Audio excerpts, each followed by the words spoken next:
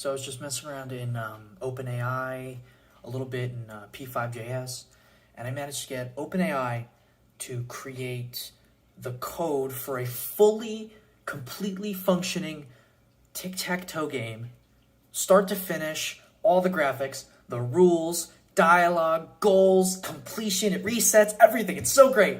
Check this out, watch. So I really wasn't expecting to get an output at all.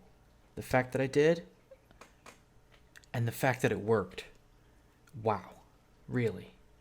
I was just blown away. OpenAI, an incredible tool. It's going to be so helpful in the future. Check out this link in the description. Play with it. Go into OpenAI. Use P5.js. It's an awesome little tiny language that's based on JavaScript, works in the browser. I made a website based on it if you want to check that out. It's called streamlighting.com. I wanted to make a lighting setup for when I was making videos, and I decided on this sort of like virtual ring light system. Anyway, yeah, P5.js, it's a fantastic little language, and really, OpenAI and P5.js, the OpenAI and coding in general, it's going to be, it's going to change everything.